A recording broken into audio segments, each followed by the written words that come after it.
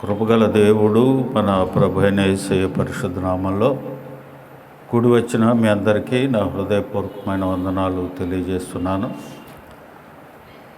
పరిశుద్ధ గ్రంథం నుండి యాకోబు పత్రిక 5వ అధ్యాయము 17వ వచనాన్ని చదువుకుందాం. యాకోబు పత్రిక 5వ అధ్యాయము 17వ వచనం.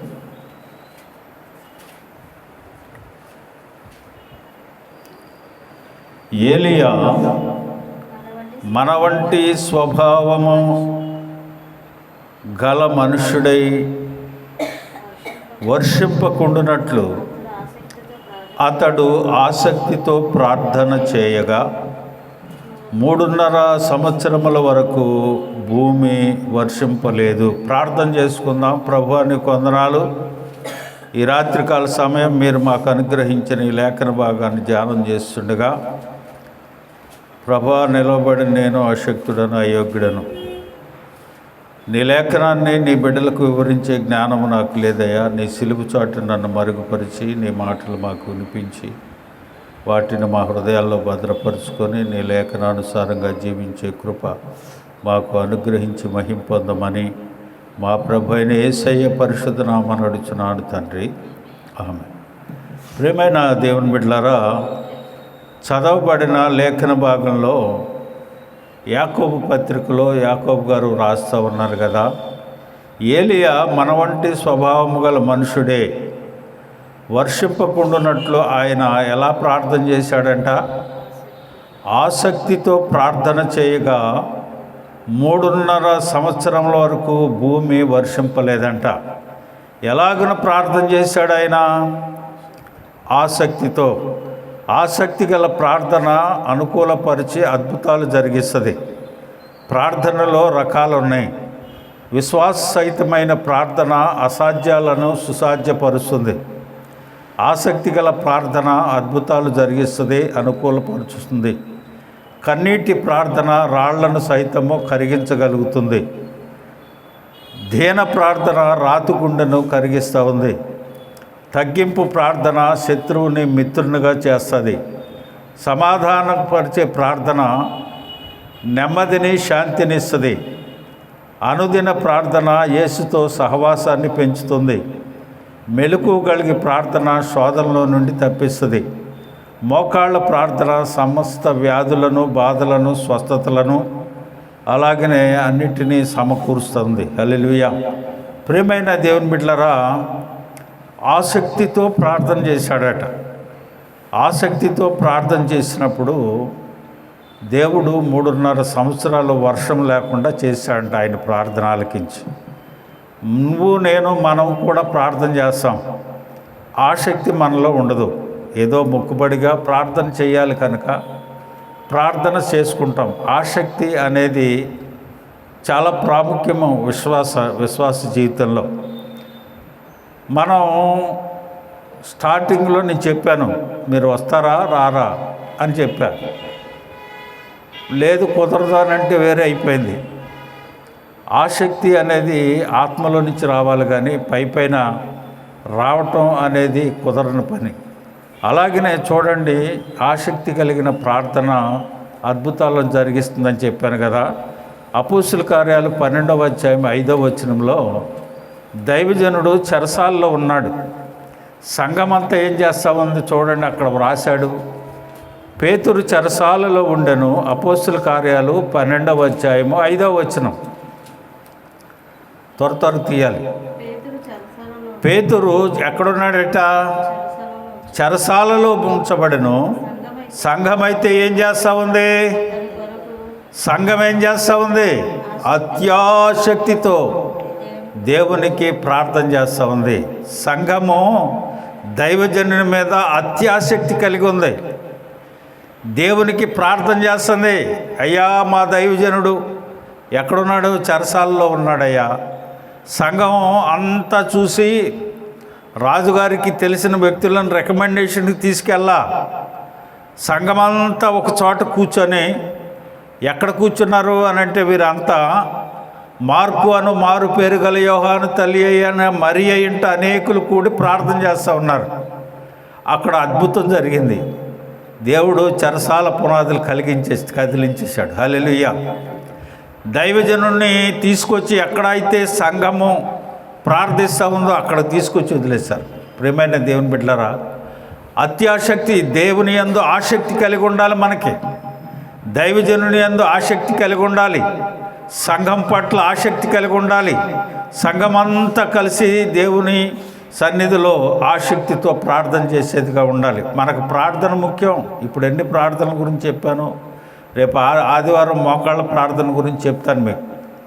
ప్రియమైన దేవుని బిడ్డలారా, ప్రార్థన విశ్వాసికి చాలా ప్రాముఖ్యమైన పెద్ద ఆయుధం. అది ఆ ప్రార్థన లేకుండా, ఆయుధాన్ని లేకుండా నువ్వు సాతానుడిని, లోకాన్ని నువ్వు జయించలేవు. ప్రార్థన అనేది ఆసక్తితో ప్రార్థన చేసినప్పుడు అద్భుతం జరుగుతూ ఉంది. అంతేకాదు ప్రియమైన దేవుని బిడ్డలారా, రోమపత్రిక 12:16లో కూడా ఏడ్చువారితో ఏడువుడి, ఒకరితో ఒకడు మనసు కలిగి ఉండుడి, హెచ్చువాటి యందు మనసుంచక తగ్గువాటి యందు ఆసక్తి కలిగి ఉండడు. దేని మీద ఉండాలంటే మన ఆసక్తి హెచ్చువాటి యందు కాదు, తగ్గువాటి యందు ఆసక్తి చూపండి. నేను ఎంత అయిపోవాలి, నా కుటుంబం ఎంత అయిపోవాలని కాదు. నీ ఆసక్తి దేవుని యందు ఉంచాలి. నీ ఆసక్తి తగ్గువాటి యందు ఉంచాలి. దేవుని యందు భయభక్తులు కలిగిన వారుగా మనం ఉండాలి. హల్లెలూయా. చూడండి, ఏ విషయాలలో మనము ఆసక్తి కలిగి ఉండాలో ఈ రాత్రి కొన్ని విషయాలు మీకు తెలియజేసే వాక్యాన్ని ముగిస్తా. మొట్టమొదటిగా మనం చూడవలసింది దేవుని యందు ఆసక్తి. రోమాపత్రిక 10వ అధ్యాయము 2వ వచనాన్ని మనం చూసినట్లయితే, కాబట్టి చూడండి, రోమాపత్రిక 10వ అధ్యాయం 2వ వచనం, వారు దేవుని యందు ఆసక్తి గలవారని వారిని గురించి సాక్ష్యమిచ్చుచున్నాను. అయినను వారి ఆసక్తి జ్ఞానానుసారమైనది కాదు. ఆసక్తి ఉందంట దేవుని మీద, కానీ జ్ఞానానుసారమైనది కాదు. దేవుని యందు భయభక్తులు కలిగి ఉండటమే జ్ఞానమునకు మూలమని దేవుని వాక్యం అంటా ఉంది. ఏ ఆసక్తి నీలో ఉంది? దేవుని యందు ఆసక్తి కలిగి ఉండాలి. జ్ఞానానుసారమైన ఆసక్తి నీలో కలిగి ఉండాలి. మొదటిగా నీవు కలిగి ఉండవలసింది దేవుని యందు ఆసక్తి. అది జ్ఞానానుసారమైన ఆసక్తిగా ఉండాలి. రెండవది వాక్యం మీద ఆసక్తి ఉండాలట. అపోస్తుల కార్యాలు 17వ అధ్యాయము 11వ వచనం, మీరు దెసలోనికలో ఉన్న వారి కంటే ఘనులయ్యుండిరి గనుక ఆసక్తితో వాక్యమును అంగీకరించి పౌలును శీలయు చెప్పిన సంగతులు అలాగున్నవో లేవో అని ప్రతిదినము లేఖనమును పరిశోధించుచూ ఉండిరి. హల్లెలూయా. బెరియా సంఘస్థులు వీరు వాక్యం మీద ఎంత ఆసక్తి ఉందో చూడండి. వెంటన్న వాక్యం దైవజనులు బోధిస్తూ ఉన్నారు, ఖండిస్తూ ఉన్నారు, ఇలా ఉండండి అని చెప్తా ఉన్నారు. వింటం మాత్రమే వింటాం, కానీ ఈ చెవితో విని ఆ చెవితో వెళ్ళిపోతూ ఉన్నాం. సంఘము ఆసక్తితో ప్రార్థించినప్పుడు దైవజనుడు ఎక్కడ ప్రార్థిస్తున్నారో అక్కడికి వచ్చి ఆసక్తి గల ప్రార్థన అద్భుతాలు జరిగిస్తారని మనకు తెలుసు. నీ ఆసక్తి దేవుని యందు ఉండాలి. నీ ఆసక్తి వాక్యం మీద ఉండాలి. దేవుని వాక్యం అంటుంది, వారు విని దేవుని ఏమంటుంది వాక్యం చూడండి, వీరు దెసలోనికలో ఉన్న వారి కంటే ఘనులైండురు గనుక ఆసక్తితో దేవుని వాక్యమును అంగీకరించరంట. పౌలు శీలలు చెప్పినవి ఎలాగున్నాయో లేవో వాక్యాన్ని అంగీకరించారనే ఊరుకోలా. ఆ వాక్యము పరిశుద్ధ గ్రంథంలో అలాగునుందో లేదో అని పరిశీలన చేస్తూ ఉన్నారు. నీ ఆసక్తి ఎలా ఉంది? ఒక చెవితో వింటున్నాం, ఒక చెవితో వెళ్ళిపోతున్నాం, ఏదో వస్తున్నాం వెళ్తున్నాం. అంతేకాదు, ఆసక్తి అనేది విశ్వాసకి చాలా ప్రాముఖ్యం. మూడవది చూడండి, అపోస్తుల కార్యాలు 21వ అధ్యాయం 20వ వచనం, ధర్మశాస్త్రం ముందు ఆసక్తి కలిగి ఉండాలట.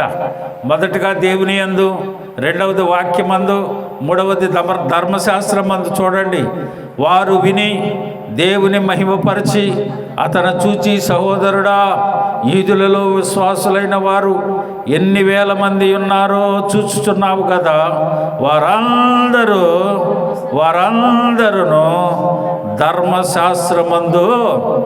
ధర్మశాస్త్రమందు ఆసక్తి గలవారు. హల్లెలూయా చెప్పండి.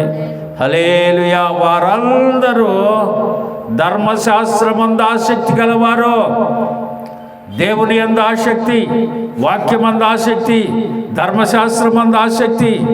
తర్వాత చూడండి, 4వదిగా మనం చూసినట్లయితే దేని మీద? ఆత్మ యందు ఆసక్తి ఉండాలట. చూడండి, యోహాను సువార్త 26వ అధ్యాయము 9వ వచనం. యోహాను సువార్త 26వ అధ్యాయం 9వ వచనం. రాత్రి వేళ నా ప్రాణమును నిన్ను ఆశించుచున్నది, నాలోనున్న ఆత్మ ఆసక్తితో నిన్ను ఆశ్రయించుచున్నది. హల్లెలూయా చెప్పండి, హల్లెలూయా. దేవుని యందు ఆసక్తి, వాక్యమందు ఆసక్తి, ధర్మశాస్త్రమందు ఆసక్తి, ఆత్మయందు ఆసక్తి. ఏ ఆసక్తి కలిగి ఉన్నావు నీవు? ఇవన్నీ అనుసరించి నడవాలి. నీ ఆసక్తి ఇహలోకపరమైన ఆశల వైపు కాదు, తగ్గుబాటి యందు ఉండాలి, హెచ్చుబాటి యందు కాదు, దేవుని యందు ఉండాలి. ప్రియమైన దేవుని బిడ్డలారా, 5వదిగా మనం చూసినట్లయితే చూడండి, 5వదిగా ఏం చెప్తుందో వాక్యము? కీర్తనాకారుడు 69వ కీర్తన 9వ వచనాన్ని మనం చూసినట్లయితే, నీ ఇంటిని గూర్చిన ఆసక్తి నన్ను భక్షించుచున్నది, నిన్ను నిందించిన వారిని నిందను నా మీద పడి ఉన్నది. నీ ఇంటిని గురించిన ఆసక్తి. ఎవరింటిని గురించిన ఆసక్తి? దేవుని ఇల్లు ఏది? మందిరము. బేతేలే దేవుని ఇల్లు, మందిరమే దేవుని ఇల్లు. నీ ఇంటిని కూర్చున్న ఆసక్తి నన్ను భక్షించుతున్నది. మందిరం మీద ఆసక్తి లేదు, వాక్యమే లేదు, ధర్మశాస్త్రం మీద లేదు, ఆత్మ యందు లేదు, దేవుని యందు లేదు. నీ ఆసక్తి అంతా ఇహలోకపరమైన వాటి మీదేమో. ఈ రాత్రి దేవుడు నీతో మాట్లాడుతున్నాడు. ఏ ఆసక్తితో దేవుని సన్నిధికి నువ్వు వస్తా ఉన్నావు? ఏ ఆశతో నువ్వు దేవుని సన్నిధిని విడిచిపెడతా ఉన్నావు? ఏ ఆసక్తితో దేవుని సన్నిధిని కోల్పోతా ఉన్నావో ఈ రాత్రి దేవుడు మనతో, నీతో, నాతో మాట్లాడుతూ ఉన్నాడు. 6వదిగా చూడండి, రోమాపత్రిక 14వ అధ్యాయము 19వ వచనం. రోమాపత్రిక 14వ అధ్యాయము 19వ వచనం. కాబట్టి సమాధానమును పరస్పర క్షమాభివృద్ధిని కలుగజేయు వాటినే ఆసక్తితో అనుసరింతము. హల్లెలూయా. ఏది నీకు సమాధానాన్ని కలుగు చేసేది? ఏది నీకు క్షేమాభివృద్ధిని కలుగు చేసేది? నీ వాక్యమే. ఆయన వాక్యమే. దేవుడే నీకు సమాధానాన్ని ఇచ్చేది. దేవుడే నిన్ను క్షేమంగా అభివృద్ధిల పదంలో నడిపించేది. వాటి యందు ఆసక్తి చూపు. దేవుడు సురక్షితంగా, క్షేమంగా నిన్ను, నీ కుటుంబాన్ని రక్షించి తీరుతాడు. 7వది చూడండి, ఆత్మ సంబంధమైన వరములతో. 1 కొరింథీ పత్రిక 14వ అధ్యాయము 1వ వచనాన్ని చదువుదాం. 1 కొరింథీ 14వ అధ్యాయము 1వ వచనం. ప్రేమ కలిగి ఉండుటకు ప్రయాసపడుడి, ఆత్మ సంబంధమైన వరములను ఆసక్తితో అపేక్షించుడి, విశేషముగా ప్రవచన వరములు అపేక్షించుడి. హల్లెలూయా చెప్పండి, హల్లెలూయా. ఏం కోరుకుంటున్నావు నువ్వు? దేని యందు ఆసక్తి కలిగి ఉన్నావు నీవు? ఈ రాత్రి దేవుడు సూటిగా నీతో మాట్లాడుతున్నాడు. దేవుని యందు నువ్వు ఆసక్తి కలిగి ఉన్నావా? వాక్యమందు ఆసక్తి కలిగి ఉన్నావా? ధర్మశాస్త్రమందు ఆసక్తి కలిగి ఉన్నావా? ఆత్మయందు ఆసక్తి కలిగి ఉన్నావా? అలాగనే చూడండి, సమాధానమందు ఆసక్తి ఉన్నావా? క్షేమాభివృద్ధి కలుగు చేసే దేవుని యందు ఆసక్తి కలిగి ఉన్నావా? ఆత్మ వరములందు ఆసక్తి కలిగి ఉన్నావా? దేని మీద నువ్వు ఆసక్తి కలిగి ఉండాలి? దేవుడు అన్నీ నీతో చెప్తా ఉన్నాడు. చూడండి, 8వదిగా మనం చూసినట్లయితే 1 పేతురు పత్రిక 3వ అధ్యాయము 13వ వచనం. 1 పేతురు పత్రిక 3వ అధ్యాయము 13వ వచనం. మీరు మంచి విషయములలో ఆసక్తి గలవారైతే. అక్కడ చక్కని మాట అండి, ఎంత చక్కని మాట తెలుసా? మీరు మంచి విషయములలో ఆసక్తి గలవారైతే మీకు హాని చేయువాడు ఎవడండి? ఎవడో? నీకు హాని జరుగుతుందంటే నువ్వు మంచి విషయాల్లో ఆసక్తి లేదు కనుకనే నీకు హాని జరుగుతూ ఉంది. రాత్రి దేవుడు నీతో, నాతో మాట్లాడుతూ ఉన్నాడు. మంచి విషయాలలో ఆసక్తి కలిగి ఉందాం. దేవుడు మనల్ని ఆదరించి, కనికరించి కాపాడుతాడు. 9వ చూడండి, 9వదిగా హెబ్రీ పత్రిక 6వ అధ్యాయం 12వ వచనం, మీ నిరీక్షణ పరిపూర్ణమగు నిమిత్తము మీరిది వరకు కనపరిచిన ఆసక్తి, మీ నిరీక్షణ ఇది వరకు రక్షణ పొందిన కొత్తలో ఉందే నిరీక్షణ, అది లేదు ఇప్పుడు. అందుకని దేవుని వాక్యం అంటా ఉంది, మీ నిరీక్షణ పరిపూర్ణమగు నిమిత్తము మీరిది వరకు కనపరిచిన ఆసక్తి తుదమట్టుకు కనపరచవలనని అపేక్షించుచున్నాను. హల్లెలూయా. ప్రియమైన దేవుని బిడ్డలారా, మొదటిలో బాగానే ఉంది, కొత్తలో బాగానే ఉంది, రక్షించబడిన కొత్తలో బాగానే ఉంటుంది. అసలు దేవుడు లేకపోతే నా జీవితమే లేదనే తీర్మానానికి వచ్చేస్తాడు. ముదిరిన తర్వాత భక్తి ముదిరిపోద్ది. ముదిరిపోయిన తర్వాత మనకు తెలిసిందేగా, మనం చెప్పిందేగా, అదేదో మనమే చేసుకుంటే పోలా అన్నట్టు వచ్చేస్తుంది.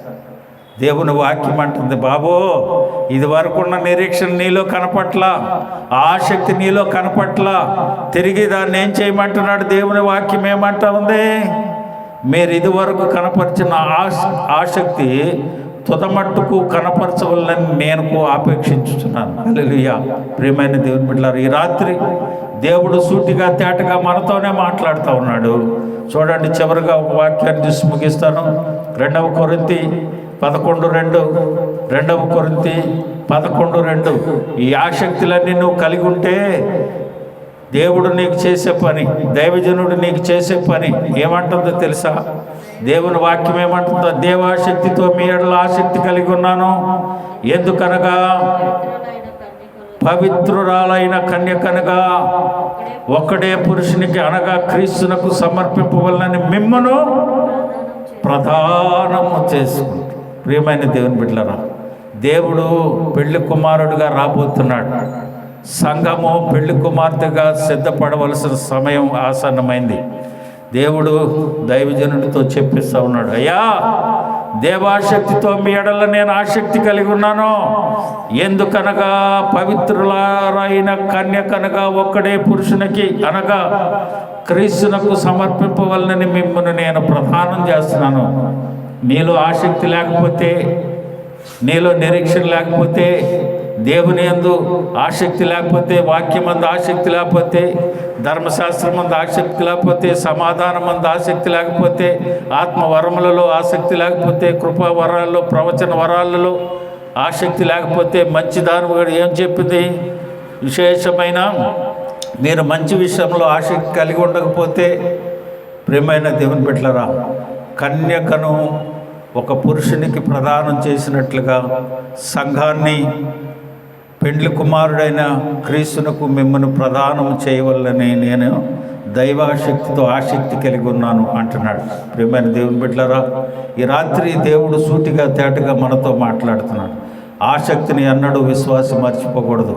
ఏ స్థితిలో ఉన్నా, ఏ పరిస్థితిలో ఉన్నా దేవుని యందు ఆసక్తి విడవకూడదు. పరిశుద్ధ గ్రంథం మందు ఆసక్తి విడవకూడదు. ఎట్టి పరిస్థితుల్లోనూ ఆసక్తి కలిగి ఉండదు. చూడండి, పాత విశ్వాసులు, నేను చాలా విషయాలలో నేను ఉన్నాను. ఎడ్వర్డ్ విలియమ్స్ గారని ఒక దైవజనుడు ఉన్నాడు, ఇక్కడ పెన్షన్ లైన్లో ఉండేవాడు.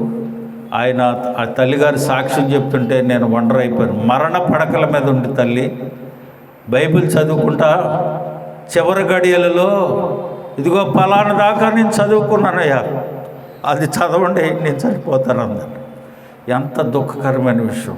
మనం ఏ పాటి వారమంటే వాళ్ళ విశ్వాసం ఓటుకు కూడా మంచాలి. ఏదైనా పని ఉంటే దేవుని సన్నిధి విడిచేయటం, దేవాశక్తి మనలో కనిపించట్లా. ఎక్కడ ప్రభు నిన్ను ప్రదానం చేస్తాడు చెప్పండి? మనల్ని ప్రదానం చేయటానికి పెండ్లి కుమార్తెగా ఏ ముడత మచ్చ డాగు లేకుండా మనం ఉంటేనే కదా పెండ్లి కుమారుడు ఒప్పుకుంటాడు. లేకపోతే ఎలా ఒప్పుకుంటాడు చెప్పండి? ఆ ఆసక్తి మనలో కనిపించట్లేదు. ప్రియమైన దేవుని బిడ్డలారా, ఈ రాత్రి దేవుడు మనతో మాట్లాడిన మాటలు దీవించి ఆశీర్వదించును గాక. అందరూ తల వంచండి.